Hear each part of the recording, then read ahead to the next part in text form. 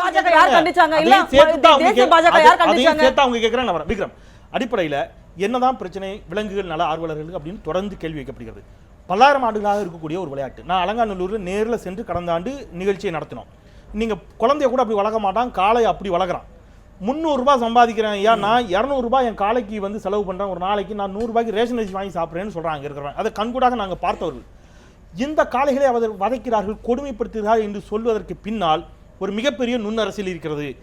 தமிழ் சமூகத்தினுடைய அடையாளமாக இருக்கக்கூடிய அந்த திமிழோடு கூடிய காளை இனத்தை அழிப்பது மட்டுமே இவருடைய நோக்கம், பீட்டாவின் நோக்கம் அதுதான் அப்படிங்கிறத ரொம்ப ஆழமாக வைக்கிறாங்க. விலங்குகள் நல ஆர்வலருக்கு உள்ளபடியே விலங்குகளின் மீது அக்கறை இருந்தால் எல்லா விலங்குகளுக்கும் சேர்த்து இந்த கேள்வி வைக்கப்படும். இதில் காட்டுற ஆர்வத்தை வேற எதுலையும் இவங்க காட்டுறதுலேங்கிற வாதம் வைக்கிறாங்க. அப்படி என்னதான் காளையின் மீது மட்டும் உங்களுக்கு அதீத பாசமும் காதலும்? நீங்களே சொல்லிட்டீங்க, அது பீட்டாவோட நிலைப்பாடு, மற்ற அனிமல் வெல்ஃபேர் ஆர்கனைசேஷனோட நிலைப்பாடு கிடையாது. அதே மாதிரி நீங்கள் சொல்கிறீங்க அவங்க குழந்தைய போல் வளர்க்குறாங்கன்னு, அது உண்மை. நானும் பார்த்துருக்கேன், நேரடியாக பார்த்துருக்கேன். அந்த நடத்துகிறவங்களையும் இல்லை வளர்க்குறவங்களையும் நேராக பார்த்துருக்கேன். நீங்கள் சொல்கிறது முற்றிலும் ஏற்றுக்கொள்ளக்கூடிய ஒரு விஷயம். நான் ஒரு கேள்வி கேட்குறேன். ஜெயிக்கிற காளைகளுக்கு இவங்க பரிசு கொடுக்குறாங்க, அதை வந்து ஒரு புகழின் உச்சத்துக்கே கொண்டு போகிறாங்க. அந்த தோத்து போகிற காளைகள் என்ன ஆகுது? அதை பத்தி யாரா யோசிச்சாங்களா? பிளஸ் 2013ல பேன் அறிவிக்கிறாங்க. சொல்லுங்க, தோத்து போற காளைகள் என்ன பண்றாங்க? ஸ்லாட்டருக்கு அனுப்புறாங்க சார். அது தோத்து போச்சுன்னா யூஸ் பண்ணல. ஏன்னா ஜெயிக்கிற காளை ஒரே நிமிஷம், இப்போ இந்த சல்லிக்கட்டு தடை பண்ணப்பட்டுடுச்சு, ஒரு வாதத்துக்கு கொஞ்சம் தடை பண்ணப்பட்டுடுச்சு. ஸ்லாட்டர் உங்களால நிப்பாட்ட முடியுமா? ஸ்லாட்டருக்கு நீங்க தடை வாங்கி இருக்கீங்களா? அதுதான் சார் நான் சொல்றேன். இது மட்டும் தான் ஸ்லாட்டரிங்கான காரணமானு கேக்குறேன். இல்ல சார், இதுவும் ஒரு காரணம், முக்கிய காரணம். அப்போ நீங்க கோரிஷன், நீங்க எலி வரக்கூடிய பொந்தை அடிப்பதை விட்டு எலி அடிச்சிட்டு இருக்கீங்க. நான் என்ன கேக்குறேன், நீங்க ஸ்லாட்டரிங் நிப்பாட்டுங்க. இந்தியாவிலிருந்து அதிகமாக ஸ்லாட்டரிங் நிறுத்துங்கன்னு சொல்லி பாஜக என்ன பண்ணாங்க, கேட்டல் ஸ்லாட்டரை நிறுத்துறேன்னு சொன்னாங்க. அது வந்து வெறும் பசுமாடுக்கு மட்டும் சொல்லிட்டாங்க. அதுவும் சில மாநிலங்களில் மட்டும்தான் அது அமலாக்கப்படுகிறது.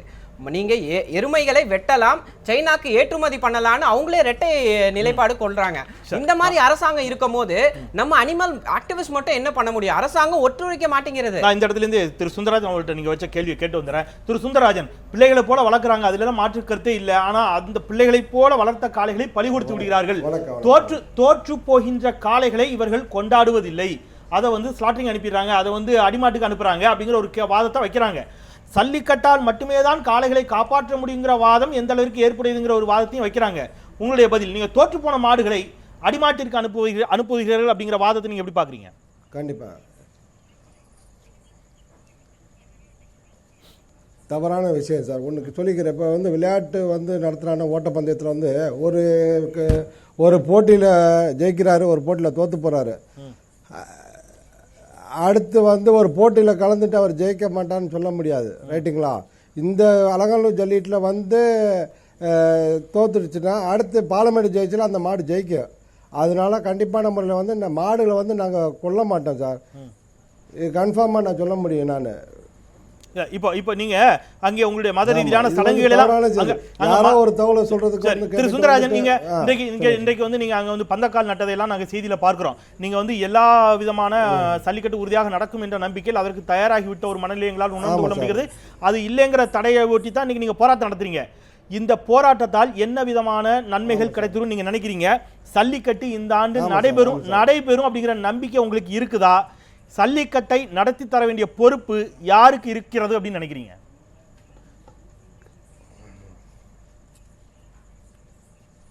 ஜல்லிக்கட்டை நடத்தி கொடுத்துக்கிறதுக்கு வந்து மத்திய அரசு மாநில அரசும் கண்டிப்பான முறையில் எங்களுக்கு நடத்தி கொடுக்கணும் சார். அவங்களோட சட்டத்திட்டத்தின் கீழே தான் நாங்கள் சிறப்பான முறையில் ஏற்கனவே நடத்தி கொடுத்துருக்கோம். நாங்கள் அது விலங்கு வாரியம் பார்த்துருக்கு. போன வருஷம் முந்தின ஆண்டு நாங்கள் சீரும் சிறப்புமாக நடத்தி கொடுத்துருக்கோம். இதில் வந்து எந்த டெத்தும் நடக்கலை, எந்த ஒரு விஷயங்களும் காயங்களும் ஏற்படுத்தலை. இது விலங்கு வாரியமும் பார்த்துட்டு போயிருக்காங்க. இது ஐஏஎஸ், கலெக்டர், எஸ்பி எல்லா தலைமையிலும் நாங்க சப்மிஷன் பண்ணியிருக்கோம். அது வந்து பாருங்க, பார்த்துட்டு நீங்க நடத்துங்க. நீங்க அப்படி சொல்றீங்க சுந்தரராஜன். ஆனால் பீட்டா தன்னுடைய மனைவியில் குறிப்பிடுகிறது 2010 இருந்து 2014 வரை இந்த 4 ஆண்டுகளில் மட்டும் 1100 பேர் சல்லிக்கட்டால் பாதிக்கப்பட்டிருக்கிறார்கள், காயமடைந்திருக்கிறார்கள். 17 பேர் உயிரிழந்திருக்கிறார்கள். அதுல ஒரு குழந்தையும் அடக்கம். 3 காளை மாடுகள் இறந்து விட்டன அப்படிங்கிறது பீட்டாவினுடைய மனு. அதுக்கான வீடியோ ஆதாரத்தோட நாங்க வந்து சமர்ப்பிக்கிறோங்கிறது அவங்களுடைய வாதமா இருக்குது. இது நான் சொல்றது ஏதோ 50-60 ஆண்டுகளுக்கு முன்னாடி இல்ல, இந்த 2014 2010 இருந்து 2014 வரை சார் கிடையாது. பீட்டா தவறான தகவலை சொல்லிருக்கீங்களா? அதான் சார் போன வருஷம் முந்தின ஆண்டு தவறு கொடுத்திருக்காங்க சார். நீங்க ஏன் வேணா எடுத்து ரெக்கார்டு பீட்டா பதிஞ்சிருக்கோமா? பீட்டா ஒரு தவறான உச்சநீதி தகவலை சட்டத்தின் பர்பஸா மட்டத்தில் வந்து பீட்டா ஒரு அவங்களோட தவறான தகவலை எல்லா பர்பஸா சட்ட- கொடுக்கணுங்கிறதுக்கான நோக்கம் என்ன இருக்குதுன்னு நினைக்கிறீங்க? கண்டிப்பா. ஏன் வந்து அந்த நோக்கம் இருக்குதா நீங்க சந்தேகப்படுறீங்க?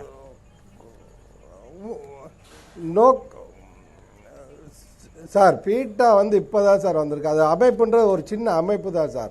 ரைட்டுங்களா? நாங்கள் வந்து பாரம்பரியமாக ஒரு 400 ஆண்டுக்கு முன்னாடி இந்த நடந்த ஜல்லிக்கட்டு இது மன்னர் காலத்துலேருந்து நடந்துகிட்டு இருக்கு.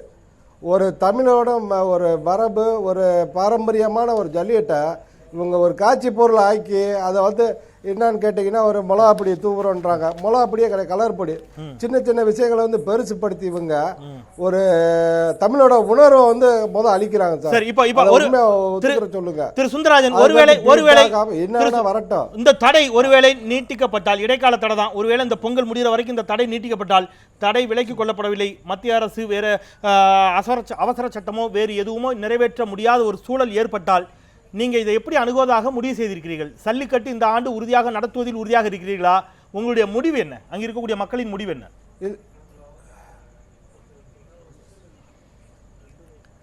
இல்லை சார், நாங்கள் திரும்பவும் சொல்கிறோம், நாங்கள் வந்து கிராம மக்கள் தான். ரைட்டுங்களா? நாங்கள் வந்து தீவிரவாதி அப்படிலாம் கிடையாது. இன்னும் அமைதியான முறையில் மத்திய அரசு, மாநில அரசு, உச்சநீதிமன்றத்தை நாங்கள் மதிக்கிறோம். மீண்டும் சிறந்த முறையில் இவங்க பேசி எங்களுக்கு ஜல்லிக்கட்டு நடத்துறதுக்கு கண்டிப்பான அணுகுமுறை பண்ணி கொடுக்கணும். சரி, நான் நாங்க அறவழியிலேயே போராடுவோம் அப்படிங்கிறீங்க. நீங்க ஒரு போராட்டத்தை கூட நாங்க வந்து தீவிரவாதிகள் அறவழியில போராடுவோம் என்று சொல்லக்கூடியவர்கள் நாட்டை கொடுமைப்படுத்துகிறார்கள், கொல்கிறார்கள் அப்படிங்கிற வாதம் எந்த அளவுக்கு உண்மையா இருக்குங்கிறது ஐயமா இருக்குது. திரு அந்திரிதாஸ், இதில் மத்திய அரசு என்ன செய்திருக்க வேண்டும், மாநில அரசு என்ன செய்திருக்க வேண்டும்? ஒரு வழக்கறிஞராக சட்டத்திற்கு உட்பட்டு என்ன செஞ்சிருக்கோம்? என்னுடைய நேரடி குற்றச்சாட்டு, பிஜேபி தமிழ்நாட்டில் ஊடுருவதற்கான அடுத்த கட்ட முயற்சி இது. நான் இதை தெளிவாக சொல்கிறேன். ஏற்கனவே தேவேந்திர குல வேளாளரை வந்து பட்டியலிடத்திலே இருந்து நீக்க வேண்டும் என்பதற்காக ஒரு மாநாடு நடத்தி அதிலே மரியாதைக்குரிய அமித்ஷா அவர்கள் அதில் கலந்து கொண்டார்கள். ஜாதி ரீதியான ஊடுருவல் அது. இது நேற்றைய தினம் 2 நாட்களாக மரியாதைக்குரிய பேசிய ஒரு தொலைக்காட்சியிலே, தனியார் தொலைக்காட்சியிலே பேசிய மரியாதைக்குரிய சகோதரி ராஜா ராஜன் அவர்கள் இன்றைக்கு தான் ஒரு RSS என்பதை வெளிப்படையாக ஒப்புக்கொண்டார். அவருடைய ஆன்லைன் என்கின்ற வெப்சைட்டில் நீங்கள் போய் பார்த்தால் முஸ்லீம்களையும் கிறிஸ்தவர்களையும் அவர்களை பேசிய பேச்சு, அந்த பதிவுகளை யாராவது படித்தால் நிச்சயமாக தமிழ்நாட்டில் ஒரு கோத்ரா வந்து விடுமோ என்கின்ற ஒரு அச்சத்தை ஏற்படுத்துகிற ஒரு சூழ்நிலையிலே இவர்கள் உண்மையிலேயே இன்றைக்கு நாடகம் ஆடாமல் இருந்ததால் என்ன செய்திருக்க வேண்டும் என்று சொன்னால், நீங்கள் சொன்னதைப் போல லேண்ட் அக்விசிஷன் ஆக்டுக்கு 3 முறை அவசர சட்டம் கொண்டு வந்தார்களே, உண்மையிலே தமிழ்நாட்டு மக்களுடைய உணர்வுகளை அவர்கள் மதிப்பதாக இருந்திருந்தால் அவர்கள் ஆர்டினன்ஸ் போட்டிருக்க வேண்டும். இல்லை என்று சொன்னால் குறைந்தபட்சம் எப்படி mere repetition of the notification issued by Jayanthi நடராஜனோ அதே நோட்டிபிகேஷன் தான் இப்போ கொடுத்துருக்காங்க. எந்த மாற்றம் கிடையாது. அது நீங்கள் படித்து பார்த்தீங்கன்னா தெரியும்.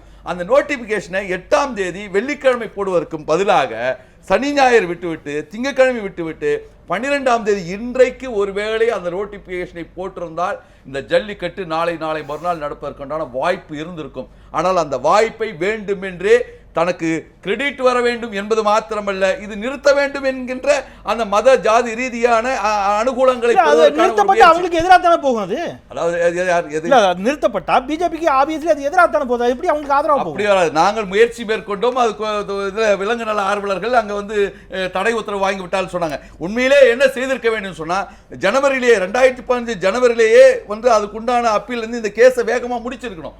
ஆனால் வேகமாக முடிக்கல, எந்த விதமான இல்லை. கரெக்டாக இப்போ நெருக்கடி நேரத்தில் ஜவடேகர் வந்து ஒத்துக்கொண்டு விட்டார் என்று பலமுறை பொன் ராதாகிருஷ்ணன் பேட்டி கொடுத்தே கொண்டே இருந்தார். ஆனால் எப்பொழுது எடுத்துக்கொண்டார்கள் சொன்னால், அவர்கள் நேரம் காலம் பார்த்து ஒரு திட்டமிட்ட நாடகம். எப்படி வந்து அந்த லாங்ல, அதாவது 5 மீனவர்கள் தூக்கு தண்டனை இலங்கையிலே கொண்டு வந்த பொழுது எப்படி ஒரு நாடகமாக அரங்கேற்றினார்களோ அதே நாடகம் தான் இப்பொழுது 2ஆம் கட்ட நாடகம் அரங்கேறி. அது ஒரு புதிய விவாதம். வேறு ஒரு விவாதத்திற்கு வழி முகுல் ரோத்தகின் மாத்திரம் எமினன்ட் லாயர்ஸ் எல்லாமே இன்னைக்கு சொன்னாங்க, supreme court has heard a powerful argument from the powerful advocates என்று சொல்லி இருக்கிறார்கள். ஆகவே இவர்களெல்லாம் இன்றைக்கு வேறு வழி இல்லாமல் இன்றைக்கு அந்த அரசாங்கங்கள், மத்திய அரசாங்கம், மாநில அரசாங்கம் சரியான அந்த அந்த அந்த இது ஆவணங்களை சமர்ப்பிக்கிற காரணம் இவங்க சொன்னாங்க, வீடியோ பதிவு மாத்திரம் விலங்குகளை கொடுமைப்படுத்துவது மாதிரி மாத்திரம் தான் ஒப்படைச்சிருக்காங்க. அப்ப தமிழ்நாடு அரசாங்கம், மத்திய அரசாங்கம் என்ன செய்திருக்க வேண்டும் என்று சொன்னால் அப்படியெல்லாம் கிடையாது என்கிற ஆவணங்களை ஏன் திரட்டி கொடுக்கவில்லை அப்படிங்கிறது நிச்சயமா. நான் அந்த இடத்துல ஒரு சின்ன பிரேக் போயிட்டு நான் மீண்டும் தொடர்கிறேன். ஏன் ஒரு ரிவ்யூ பெட்டிஷன் வந்து நீங்க போகல, இதற்கான மறுசீராய்வு மனுவையோ அல்லது இது தொடர்பான இந்த வழக்கு ஏற்கனவே நிலவில் இருந்த பொழுது இது குறித்து ஏன் இத்தனை காலம் மத்திய மாநில அரசுகள் அக்கறை செலுத்தவில்லை? இந்த நோட்டிஃபிகேஷனை கூட, இந்த அறிவிக்கையை கூட கடைசி நிமிடங்களில் வெளியிட வேண்டிய தேவை எங்கிருந்து வருகிறது? இது போன்ற கேள்விகள் இயல்பாகவே எழுந்து கொண்டே இருக்கின்றன. மத்திய மாநில அரசுகள் இன்னும் கூடுதலாக இதில் அக்கறை செலுத்தியிருக்க வேண்டும் என்ற வாதம் எந்த அளவிற்கு ஏற்புடையது? இனியாவது உடனடியாக ஒரு அவசர சட்டம் நிறைவேற்றப்பட்டு குடியரசுத் தலைவரின் ஒப்புதல் பெறப்பட்டு இதை நிறைவேற்றுவதற்கான சாத்தியக்கூறுகள் என்னவாக இருக்கின்றன? சட்டத்திற்குட்பட்டு அதை செய்ய மைய அரசு தயாராக இருக்கிறதா? பேசலாம் சிறிய இடைவேளைக்கு பிறகு.